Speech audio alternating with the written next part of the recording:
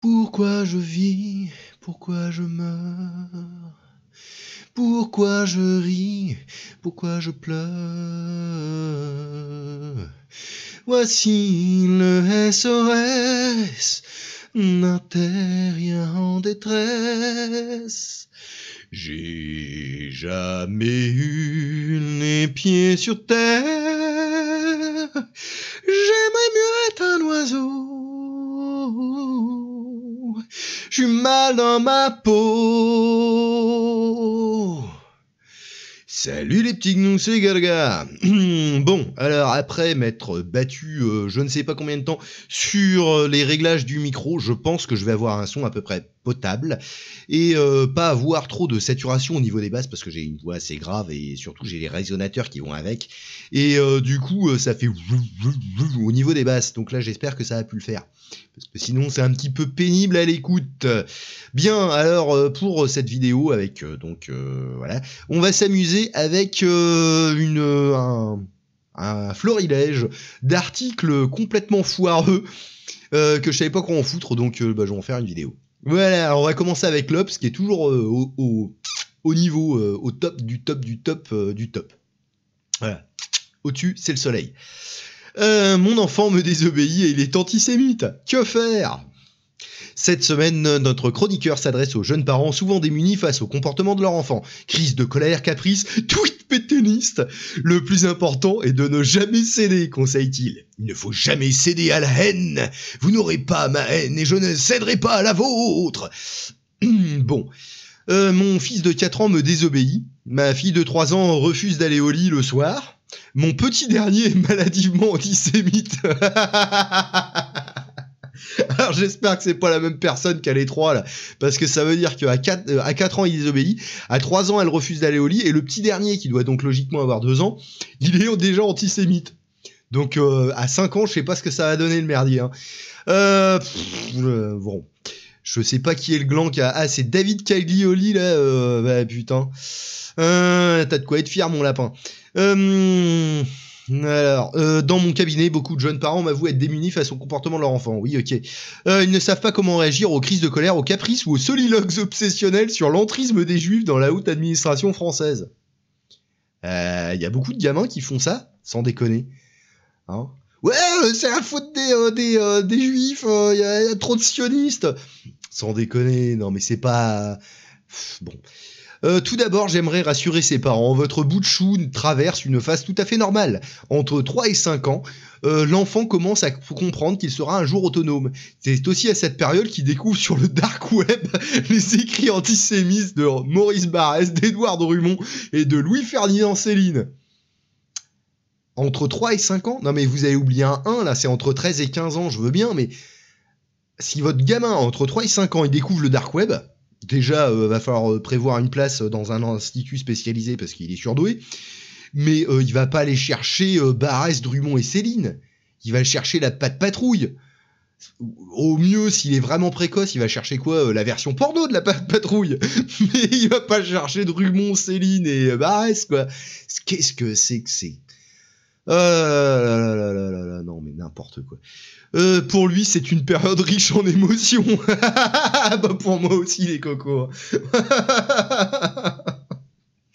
Ah, mais c'est pas du boulot, ça. Bon, allez, on va suivre à la suite. Donc, on a Ursula von der Leyen qui dit « Coucou les cons !» Ah, c'est elle, Ursula. Ah non, c'est Gouzi, pardon. Ursula von der Leyen qui dit « Nous devons acheter du pétrole russe pour que Poutine ne fasse pas plus de profit ailleurs. » J'ai pas compris. Pour qu'il fasse pas de profit, bah, lui achetez rien. Vous voulez pas dire en fait que vous êtes tellement dans la chiasse que vous allez être obligé d'acheter du pétrole russe et du gaz russe. Parce que sinon, vous êtes dans la merde. Enfin, on est dans la merde, en fait. Hein. Bon, je sais pas hein, si vous avez du gaz de ville chez vous, mais regardez un petit peu sur les factures, vous aurez vu un petit peu l'augmentation. Hein. Enfin, en tout cas, moi, je la vois. Hein. Putain de sa race. Bon, enfin bref, mais bon, hein, il vaut mieux que ce soit vous qui l'achetiez pour pas qu'il fasse plus de profit ailleurs. Foutage de gueule. Bon, alors, qu'est-ce qu'il y a? Il y a un truc que j'ai trouvé. Alors, ça, c'était quoi? C'était Réseau International. Il y a un truc que j'ai trouvé sur 9gag qui m'a bien fait rire. Hein. C'est une école catholique qui, pour la fête des mères, a affilé à ses étudiants des roses à donner à leurs parents. Oh my god. Et voilà les roses. Alors, on s'en fout, ta gueule. Voilà. Ouais, moi aussi, j'en ai eu des comme ça, mais c'était pas à ma mère que je les ai filés. Hein. Bonne fête, maman, tiens, un string. Tu veux pas l'essayer? Non, mais c'est pas... Oh là là là. Bon, c'est d'autant plus drôle que c'est une école catholique. Open up the throne. Ah, ta gueule, ta gueule. Hop là, on a quoi? On a en Ardèche un néo-nazi qui est soupçonné de planifier une tuerie de masse mise en examen. Alors, c'est quoi? C'est un admirateur de tonton Adolphe.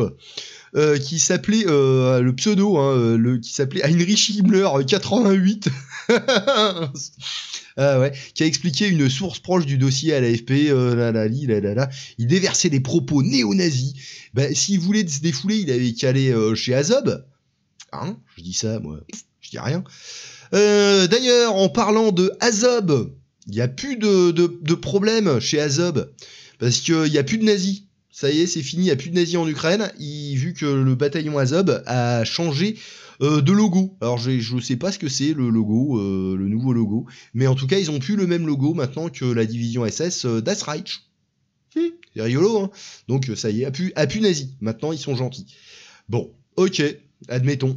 Hein, ça c'est Stepan Bandera, hein, pour ceux qui ne sauraient pas, c'est le collaborationniste ukrainien qui est révéré par Svoboda, Azov, Pravi Sector, et etc. Hein, donc qui a collaboré grandement avec tonton Adolphe et ses sbires.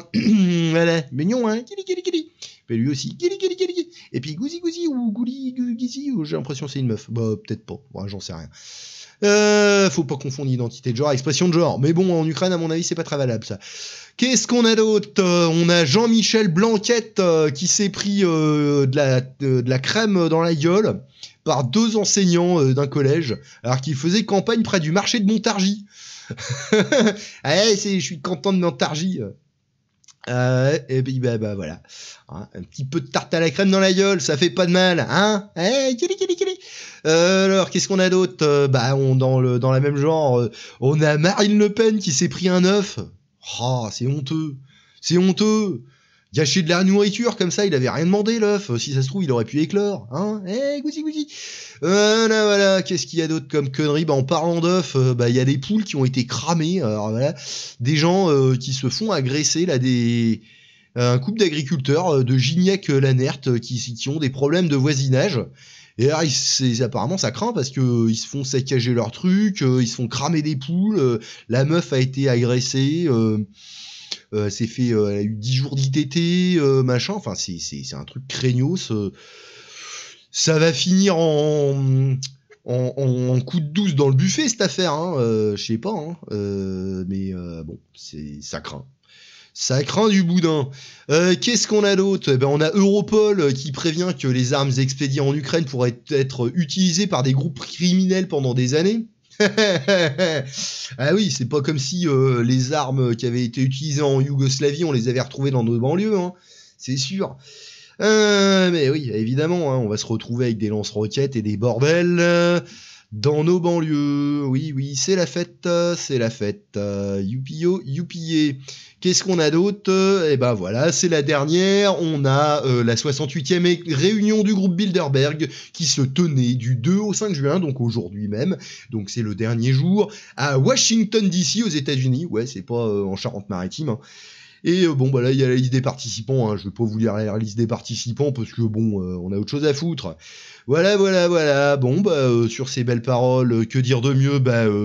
Mettez un pouce bleu, abonnez-vous, mettez plein de trucs, partagez, phagocytez l'algorithme de YouTube, comme qui dirait l'autre. Et puis, bisous les petits gnous. Amusez-vous bien.